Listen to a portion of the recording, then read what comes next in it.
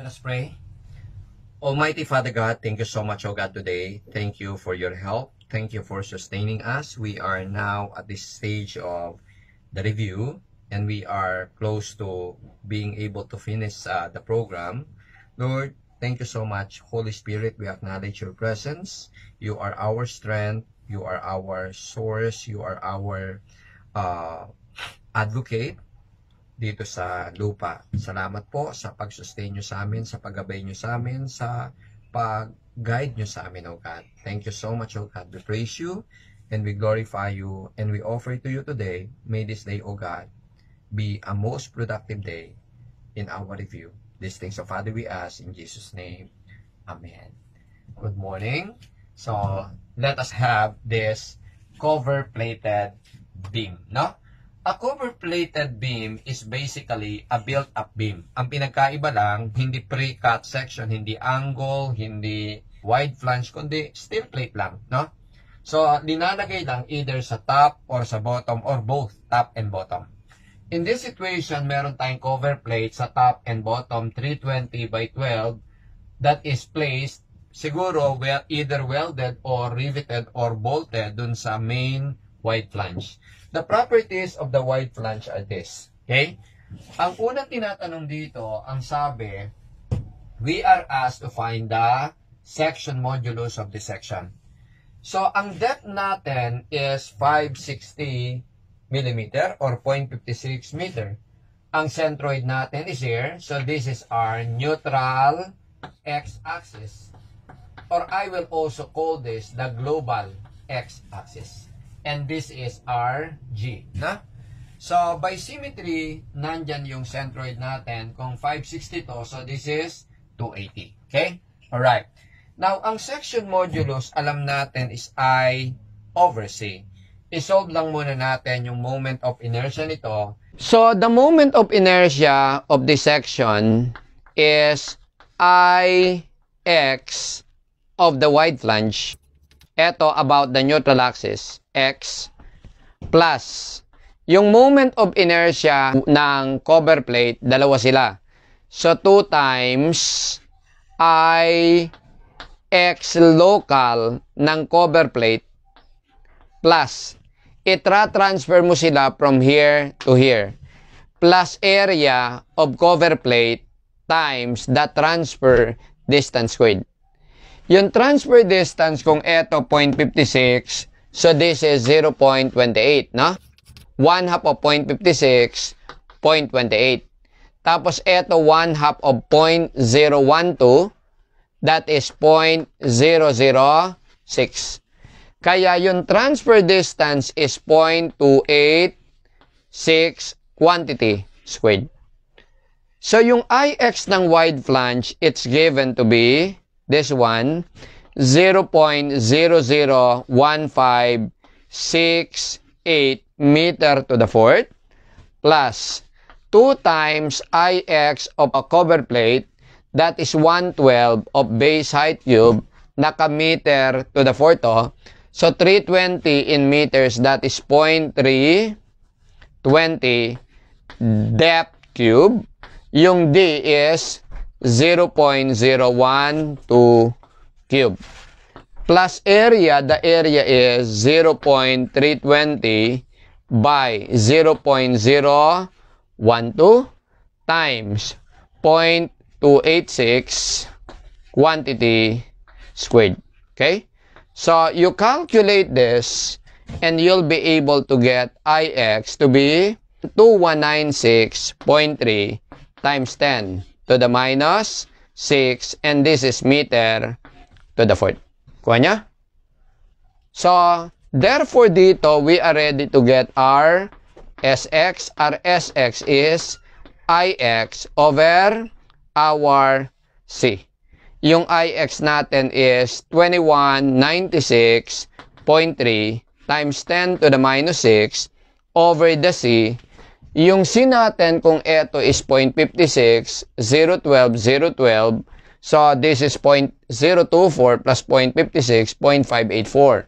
So yung C natin must be 1/2 of this. 0.584 divided by 2, that is the C. So this is going to be 0.28 plus 12. That is 292. 0.292 or 1/2 of this, 0.292. So this is going to be 0.292 meters. So you calculate this and you'll get 7.52 times 10 to the minus 3 meter cube. This is our section modulus. You follow? Okay. You copy.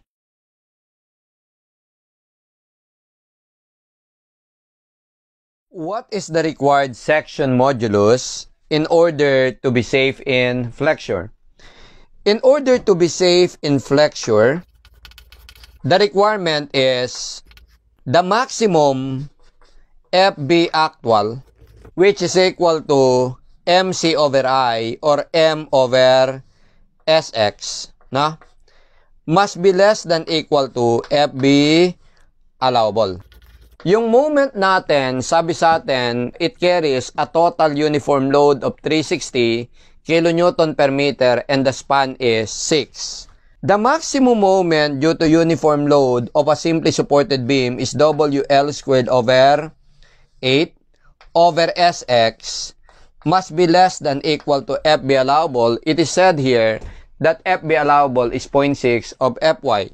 So, this is 0.6 of FY.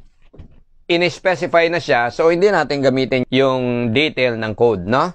So, in here therefore, RW is equal to 360 kilonewton per meter times L, 6 squared over 8.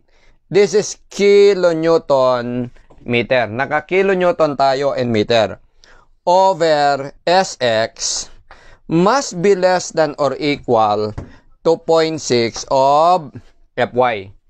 Yung Fy natin is equal to 250 megapascal. Remember, naka-kilonewton ako saka meter. So, megapascal, 250 megapascal is 250,000 kilopascal. Kilonewton per meter squared. Kinonvert ko lahat sa kilonewton and meter. So, therefore, from here, you'll get your SX equals this divided by this. So, SX is equal to or greater than 0.0108 meter cube. Yung ating provided SX eto is 0.00752. Okay?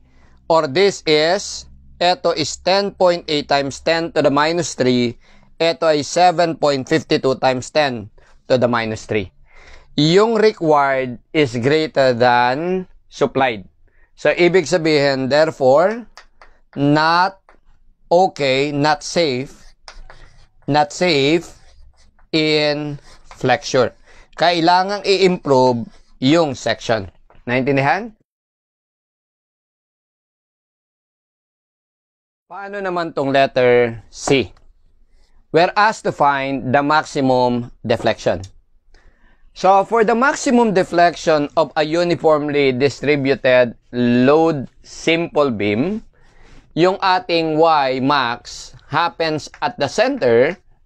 Ito yung 5 motor, di ba?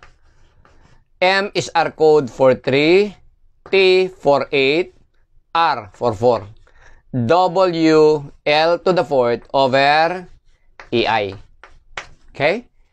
So, dito, you'll have Y max is equal to 5 over 384. Ano yung W? 360 L, 6 to the 4th. So, naka-kilonewton and meter ako, ha? Okay? Now, yung E natin is still to, so 200 gigapascal or 10 to the 6 kilopascal, kilonewton per meter squared. The I in meter to the 4th is 2196.3 times 10 to the minus 6. So therefore, our Y max is going to be equal to, this is 0.01383 meter, or this is 13.83 millimeter. Halimbawa, tinatanong tayo, letter D, find Y allowable. Hinahanap sa atin yung allowable deflection. Ang sabi sa atin dito, yung allowable deflection is 1/360 of the span. So, our Y allowable is equal to 1/360 of the span. The span is 6 meters. And this is 0.0167, or this is 16.7 millimeter. Okay? Since our Y actual, which is 13.83, is less than Y allowable, which is 16.7, so therefore, safe, the beam is safe in deflection. It's okay for deflection. Naintindihan? Okay, sige, kopya.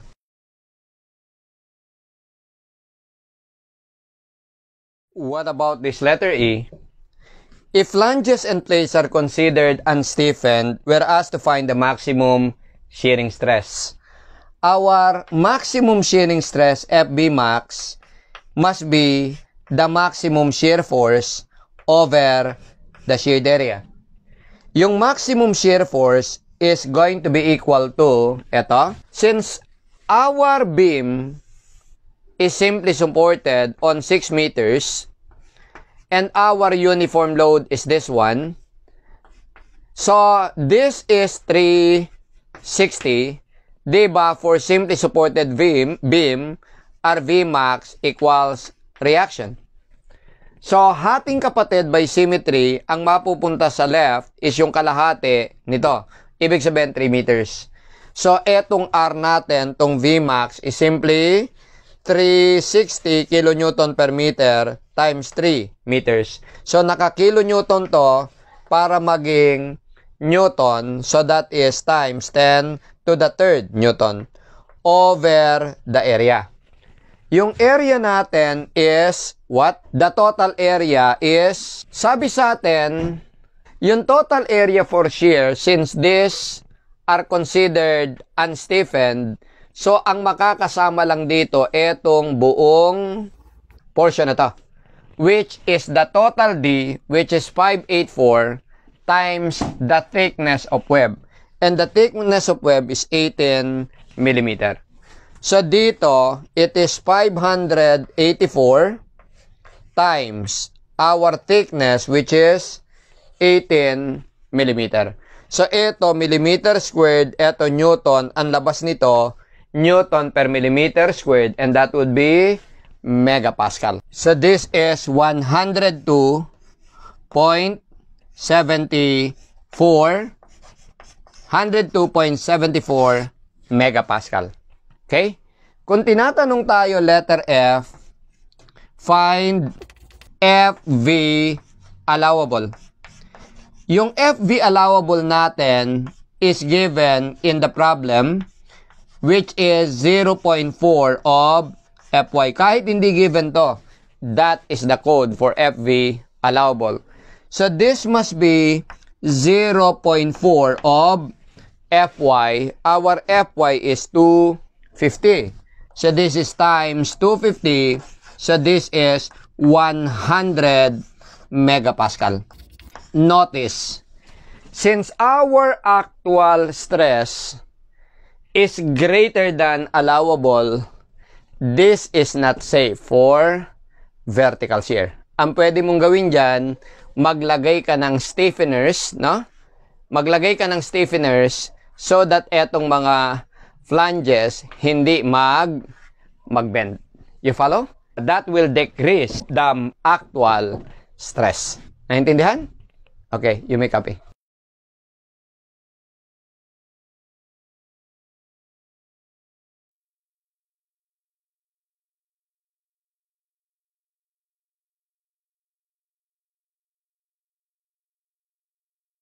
Paano naman tong problem na to? We're asked here to find the shearing stress between the cover plate and the wide flange. Bali, yung dito sa level na to. Okay?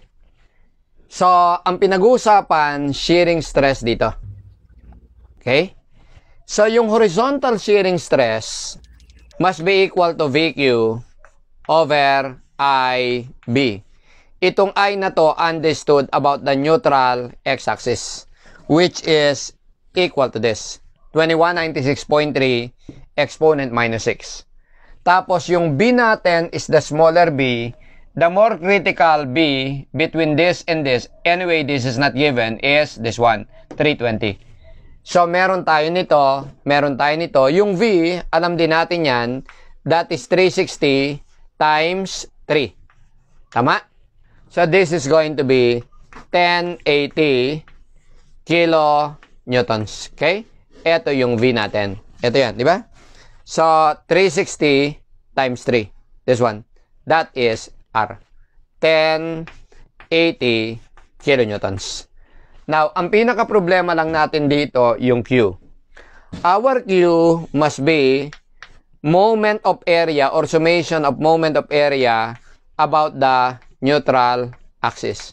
The area above is 320 by 12, or that is in meter, 0.012 times 0.320 times y about the neutral axis mula dito to the neutral axis is 0.286.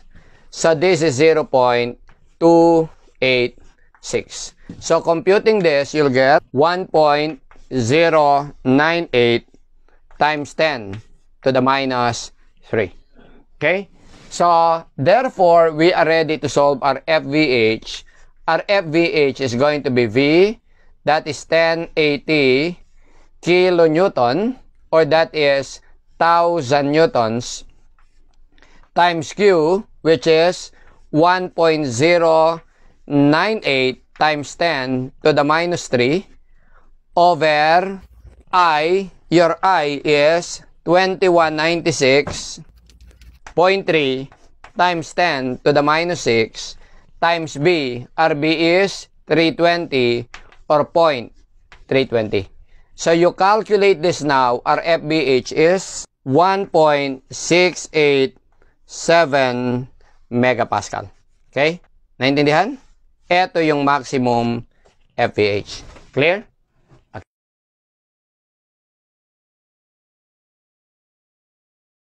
Ang susunod na tanong dito, if two pieces of rivets that are 10 mm diameter each connect the cover plate to the wide flange at every 400 mm on center throughout the length of the beam, find the minimum required shearing strength of said rivet or rivets. So, bali ito saka ito, they are connected by 10 mm rivets. Ito, 2 piraso. Okay? So, ganun din dito sa baba, no? Ito, 2 pieces per row, no? Ngayon, these rivets along the length of the beam, they are spaced every 400 mm. Ibig sabihin, an attributary width or length is 400 mm. Okay? So, alam natin dito sa level na to, kunin natin yon. Ganito yan, ha? Ito yung contact area dito. This is subjected to a horizontal shearing stress, this one. Ito yung 320. This is 320. Ito yung spacing every 400 mm. Now, meron tayong horizontal shearing stress dito, yung FVH natin. Ano yung FVH? FVH is 1.687 megapascal. Okay? Kung kukunin natin yung total horizontal force dito, sabi natin H, the total force is the stress times the area. So, this is going to be 1.687 multiplied by the area. The area is 320 by 400. Okay? Alright. So, dito, you compute this. Your H is 215.9 936 newtons. Ito yung horizontal force. But this horizontal force now, acting at this level, will be supported by 2 rivets. Okay? Ito yan, 10 mm each. So, in order for rivets to be safe in shear, ano yung dapat requirements? Dapat yung ating FV maximum must be less than equal to FV allowable. Ito yung hinahanap. Yung ating actual shearing stress sa rivet is H over the area of the rivet must be less than FV allowable. So therefore, our FV allowable must be greater than or equal to H 215,936 over the area of rivets pi over 4 times 10 squared, and there are 2 of them, so the FV required. FV must be greater than or equal to 1374. This is Newton millimeter squared, 1374 megapascal, no? 74.7 megapascal. Okay? So, medyo malaki yung kailangan natin. Maliwanag? Okay. Sige, kopya.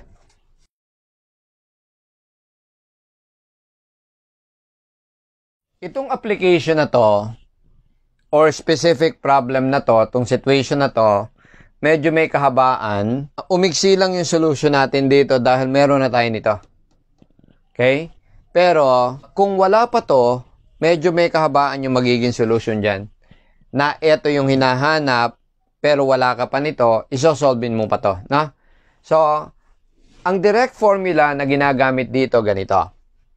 Now, di ba sabi natin, in order for rivet to be safe, dapat yung ating FB allowable or FB actual must be equal or less than the FB allowable, right?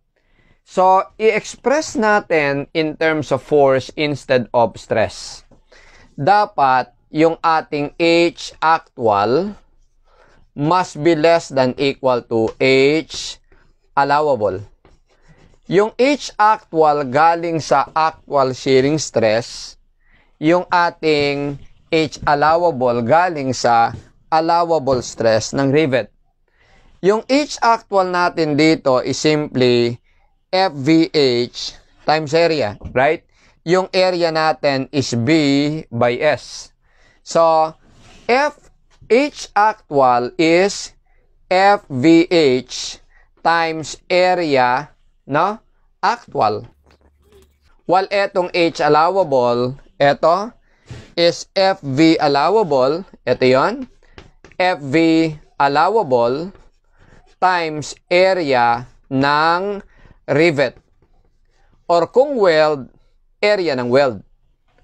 Naintindihan nyo? Kuha. Etong FV times area, tawagin natin tong rivet value. Or weld value kung gusto mo. Allowable stress times area ng rivet o ng weld.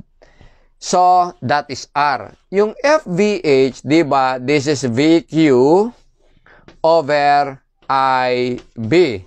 Etong A actual, that is B times the spacing or S. So, this is B by S. Notice, magka-cancel to, must be less than equal to R. Yung Q, diba, that is A times Y. Ito. Times S, the spacing. So, kung itataas ko tong I dito, this is I, R, or IR. So, kung ibabaligtad ko yan dito, it will be R times I is greater than V, A, Y, S. Kung babasahin mo, revise. No? Tama? Maliwanag? Revise. So, parang jeans na nakarivet. Yan yung revise. So, tandaan yung R it is equal to the allowable stress times the area ng rivet or weld. Moment of inertia, shear, A, Y, S. Maliwanag? Naintindihan? So, kung titignan nyo to, kung i-apply nyo dyan, parehas lang yung makukuha nyo, eto pa rin. Naintindihan? Maliwanag. So, parang ganito.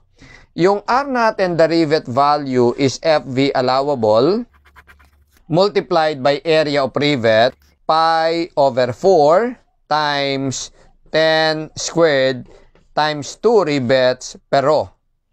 Times I, yung I ng section, which is yung nakuha natin kanina. Ito yung I ng section, di ba? So, that is 2196. 2196.3 times 10 to the 6. Pero ito naka meter to the fourth, di ba? Okay? Ay pa pala to. Okay? So, must be greater than or equal ito millimeter squared.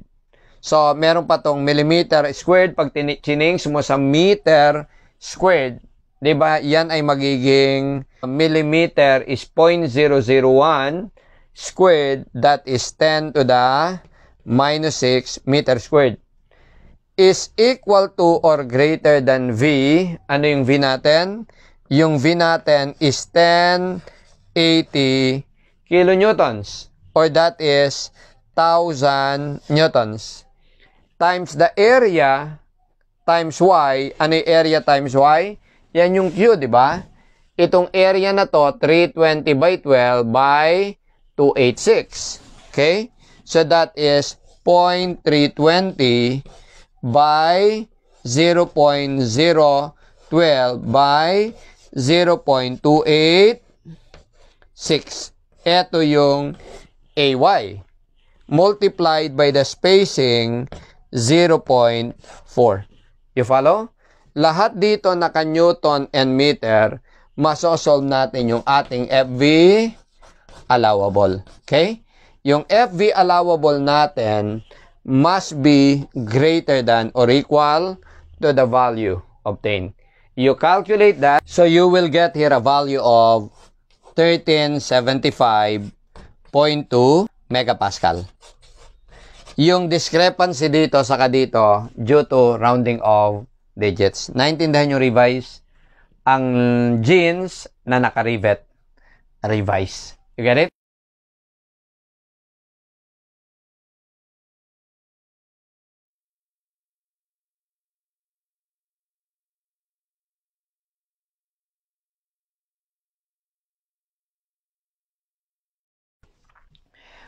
What is a composite beam? A composite beam is actually a built-up beam composed of two different materials. So, halimbawa, concrete and steel. No? So, in this particular problem, we have here a 100 mm thick slab, concrete slab, whose FC prime is 21. I wrote it here also. And Fy of this steel beam is 250.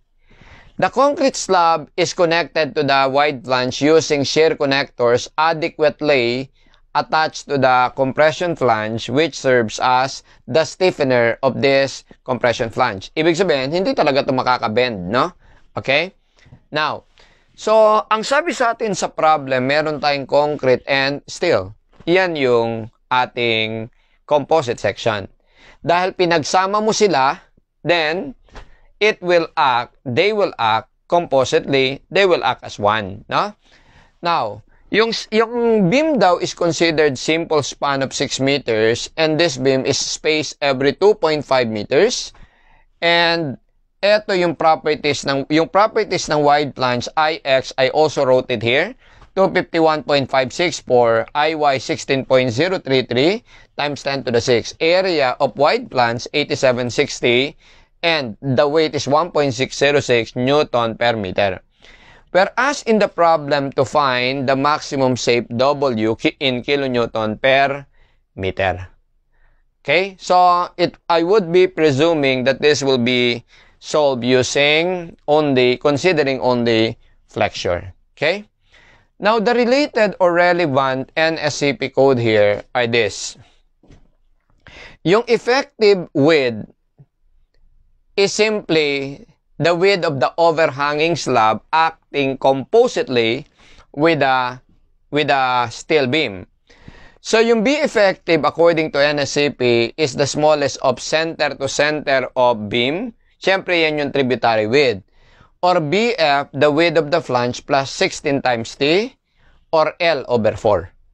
Yung FB allowable ng concrete is 0.45 FC prime, and the modular ratio is the ratio of E of stronger and E weaker. Yung E ng steel, E of a concrete, pagka hindi binigay, it is going to be 4,700 square root of FC prime. Okay? So, in this particular problem, ang sinahanap sa atin is yung maximum safe W in kilonewton per meter.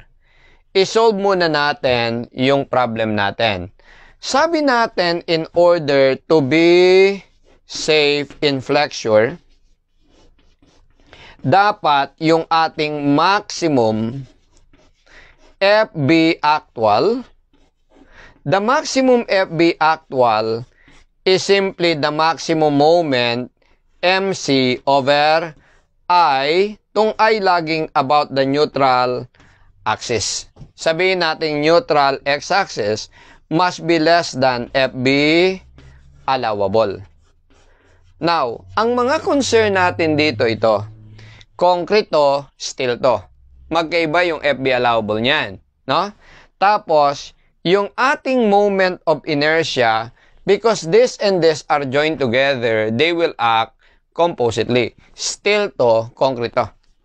So, ano ang gagawin natin? Una, kunin natin yung effective width ng slab acting compositely with this. Ang tributary width nito, eto, the tributary width is the center to center, center line to center line. This is 2,500. Okay? So, therefore, yung ating B effective equals the smallest of number 1, the center to center. So, of course, it cannot be more than the center to center, which is 2,500. Kasi, yung kabilang 2,500, paglagpas dyan, sa kabilang beam na yon, na? Okay. Now, yung pangalawa is L over 4. The L is 6 meters. 6 meters or 6,000 meters over 4. This is 1,500. Yung pangatlo, it is BF plus 16 times the thickness. So, bali, 80 dito, 80 dito. So, that would be BF, which is given as 200 plus 16 times thickness, 100. 1,600 plus 200, that is 1,800. And the smallest of the three is 1,500. So, the portion of concrete that is effective is just etong portion na to, which is 1,500. Naintindihan?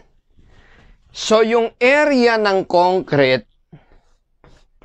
effective is going to be equal to 1,500 times 100.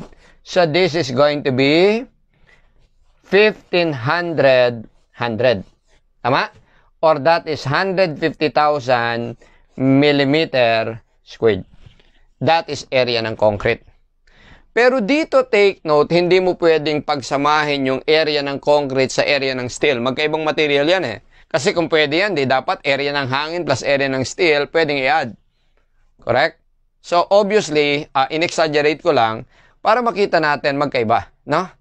So, ang gagawin natin dito is sa pag-solve natin ng moment of inertia about the neutral x-axis, una, kailangan natin ng centroid.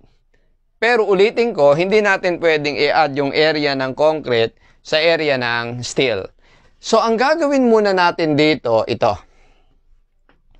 We're going to transform this to steel or we're going to transform this to concrete. Tama? So, ang gawin natin is i-convert natin sila into equivalent all steel section. So, sa pag-convert natin sa equivalent all steel section, steel remains steel, no? Yung steel talaga yan. Ito. Okay? Ito siya. Yan. Okay? Now, ito nga yung concrete, i-convert natin sa steel. Okay? So, ang kapalit ng concrete na steel, dahil ang steel mas matibay kaysa concrete, so, ang mangangailangan ka lang ng mas maliit na steel, katapat nito, or katumbas nito. So, ang transformation natin dito, una, yung area ng transform steel, from concrete to steel, yung AS prime, area ng concrete prime, tawagin kong AS prime pag na-transform, is simply area ng concrete, yung original, over N. Parehas naman silang 100, pwede nating sabihin to na yung B prime is B effective over N. Dinivide din lang ng N. Okay? So, ito is going to be 150,000 over the N. But what is our N? Our N here is the modular ratio E of stronger, E of steel, over E of concrete. So, this is going to be equal to 200,000 megapascal over E of concrete is 4,700. So, this is 4,700 square root of FC prime. FC prime is given as 21.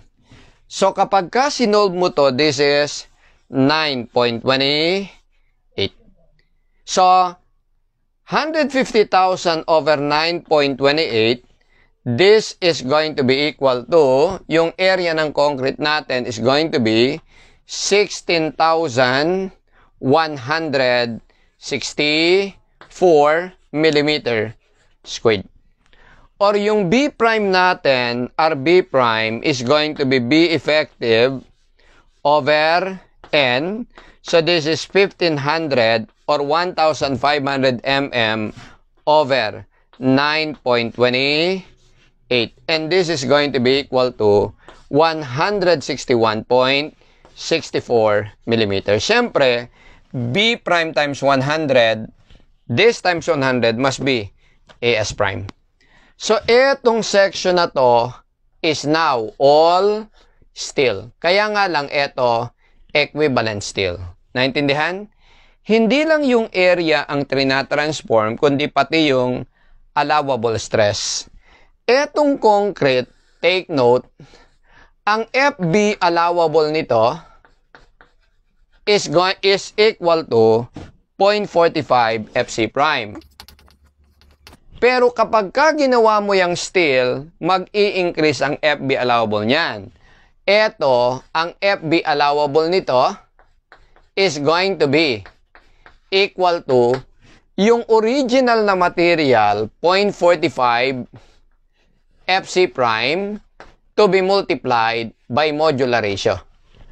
Yung area sa transformation dinivide ng N, yung allowable i-multiply ng N. Tawagin kong FB prime allowable, ha? Para ma-distinguish natin yung equivalent. Naintindihan nyo? So, kapag ka ang area dinivide ng N, because from weaker to stronger, so kailangan mo ng smaller area, pero from weaker to stronger, yung allowable stress magiging stronger by multiplying it by N. Naintindihan? Okay. So, dito ngayon, meron na tayong equivalent area. We are ready to solve our centroid. So, solving our centroid, sabihin natin, ang centroid nitong wide flange nandito. Ang centroid nitong equivalent section nandito. So, ang centroid nilang dalawa, yung gross centroid or global centroid, nandito. Tawagin natin tong global centroid na ito. Okay? So, let me call this as C top, while this is C bottom. This is C top, this is C bottom. Correct? Now, yung gross area nila, area gross, is area ng wide flange plus area ng equivalent steel. So, in here, this is going to be, the area of wide flange is given to be 8760 plus area ng equivalent steel, 16,164. So, you get this, the gross area is going to be 24,924 millimeter squared. Para ngayon sa centroid, we apply Varignon's theorem. The gross area is simply the area of the wide flange plus A S prime. So, the moment of the whole equals sum of the moment of the parts. No? Sabihin natin, kunin natin yung moment sa top. So, ang moment ng gross area sa top is AG times C top. Ang moment ng area ng wide flange from the top is, ang centroid niya nandito, this is 420. Kung 420 yan, ibig sabihin, this is 210. So, ang moment arm niya from the top is 210 plus 100. So, this is going to be times 400, 210 plus 100, 310. While the moment arm of AS prime, this one, from the top, this is 100. So, this must be 50. Naintindihan? So, we now substitute the values, the gross area, 24,924 times C top is equal to area ng wide flange 8760 times 310 plus AS prime 16,164 times 50. So you calculate this, you'll get here C top. And you'll get here C top to be 141.4. Tama? And this is mm. Kuha nyo? Klaro? Okay? Now, meron tayong C top. We are ready to solve C bottom. In passing, let me solve our C bottom. C bottom is the total D total, minus C top. Yung D total natin, the total depth, 420 plus 100, this is 520 minus C top, 141.4. So this is going to be equal to 378.6. Ito yung ating C bottom. Okay? May C bottom tayo, meron tayong C top. Alam natin yung location ng centroid. We are ready to find the moment of inertia about this global axis, which is the neutral x-axis or the global x. Naintindihan? Paki-absorb muna, ha? Okay? So, let us solve yung moment of inertia about the centroid. Yung ating I about the neutral x-axis or the global x is going to be Ix nitong wide flange about its own centroid. So, it would be Ix of wide flange plus, you've got to transfer it from here to here. Tama?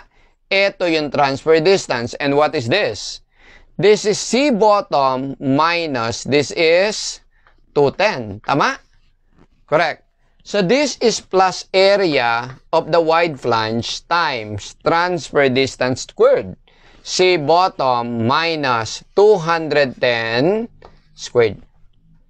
Now, plus the moment of inertia of this transform area about its own centroid, this one, that is 112 B prime, eto, times the thickness 100 cube. Tama? You've got to transfer it from here to here. Tama?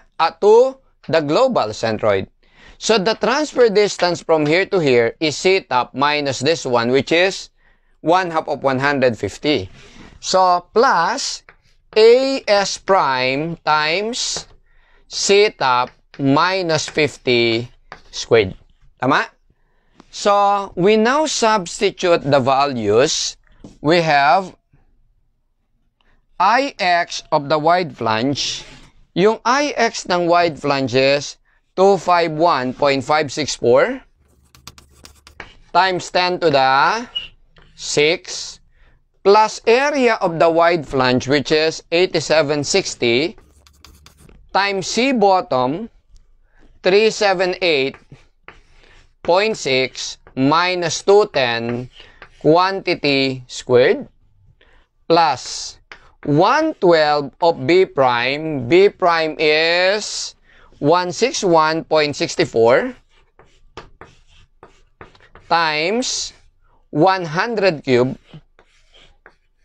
plus AS prime. Our AS prime is 16,164 times C top. Our C top is 141.4 minus 50 quantity squared. You try to calculate this now, you'll be able to get I about the neutral x-axis. You compute this and you will get 649.08 times 10 to the 6 millimeters to the fourth. Kuha niya? So, ito yung moment of inertia of the transform section about the neutral x-axis. Pwede na nating i-substitute dito. Ang hinahanap, tandaan nyo, is W, no? Okay? W, maximum W in kilonewton per meter. Yung moment natin is WL squared over 8. Tama? Correct. So, dito, dalawa ang FB allowable. Iba yung sa taas, iba yung sa baba. So, yung nasa taas natin, at the top, ang FB allowable natin, isolve natin ha, FB allowable. Yung transform area, tawagin na lang nating top element. Yung FB allowable, FB prime, is going to be N times 0.45 FC prime. So, this is going to be 9.28 times 0.45 times 21. Correct? So, you compute this and this is 87.7 megapascal. So, isolve ko na rin muna yung allowable stress in steel. So, para dito sa steel natin, gagamitan natin to ng Padillas chart. Kasi walang binigay na FB allowable eh. So, we've got to compute it. So, para sa FB allowable niyan, we have, unahin natin yung LB para sa bottom.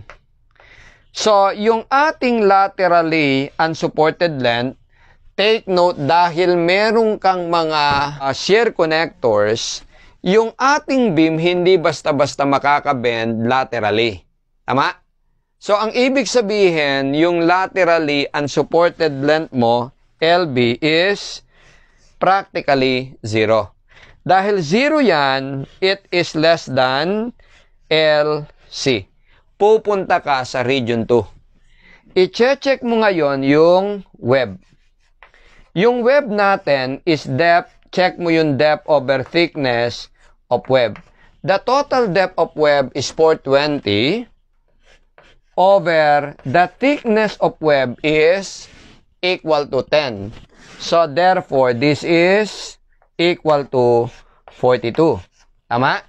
So, remember yung basis natin ng pagkukumpira ng D over thickness ng web. So, computing yung mga NSCP limits para sa laterally supported beam, yung una, yung para sa depth over thickness of web, yung 1680 over square root of Fy, isama ko na yung dalawa, yung 250, saka yung 170 para sa flange over square root of Fy. Yung Fy natin, according to the problem, is 250. Ha? Okay? So, this is 1680 over square root of 250. Ito, 250 over square root of 250. Ito ay 170 over square root of 250. So, this will be, this is 106.25. This is 15.81, while this is 10.75. Now, take note our depth to thickness of web ratio is 42. This is less than the limit. So, ang ibig sabihin, kung less than the limit, yung actual depth over thickness of web is less than this limit, ibig sabihin, web is compact. Pasado yung web. So, since pasado yung web, pupunta tayo sa flange. Sa flange natin, we will check yung BU over thickness ng flange. Pero take note, dahil yung compression flange natin nakakabit sa slab, wala kang unstiffened flange. Meaning, yung BU mo is 0 over TF. The thickness ng flange, eto daw, is 12 mm. So, this is over 12. Still, this is 0. And of course, this is less than 170 over square root of Fy. Pakibalikan nyo yung Padillas chart 1. When BU over TF is less than the limit, our flange is compact. Nandun tayo sa region 3. Therefore, our section is fully compact. Our FB is 2/3 of Fy, or yung AISC version, 0.66 of Fy. So, this is 0.66 of 250. So, this is going to be 165 megapascal. Okay? So, yung steel natin, ang FB is 165. Ang concrete is equal to 87.7. So, let us apply the safety equation. Tawagin nating equation 1 sa top. So, taking yung safety equation sa top, MC over I, ano yung M? Due to load, WL squared over 8, ito yung moment, times C top over I about the neutral x-axis must be less than FB allowable at the top, 87.7. Okay? So, this is 87.7. So, substituting the values, you have W, ano yung simples pa natin? 6 meters. So, this is 6 squared over 8. Ito yung moment, kilonewton per meter times meter squared, kilonewton meter. Diba? Kilonewton meter is 1,000 newton, 1,000 millimeter. So, this is 10 to the 6 newton millimeter. Okay? Times C top, our C top is 141.4 over the moment of inertia our moment of inertia as we solve it here is 649.08 times 10 to the 6 must be less than or equal to 87.7. This will enable us solve W in kilonewton per meter. And this would be 89.46 kilonewton per meter. Kuha niya? Now, kung i-consider naman natin yung bottom element, you'll have W L squared 6 squared over 8 kilonewton meter, so 10 to the 6 newton millimeter, times C bottom. Our C bottom is 378.6 over I. Yung I natin is 649.08 times 10 to the 6. Tama? Must be less than or equal to F allowable at the bottom is 165. And this will give you a value of W must be less than or equal to 62.86 kilonewton per meter. Between 89 and 62, mas maliit yung 62.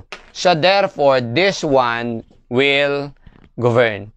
Ang critical, yung bottom part, yung steel part, hindi yung concrete part. Naintindihan? Klaro tayo? Okay, you may copy.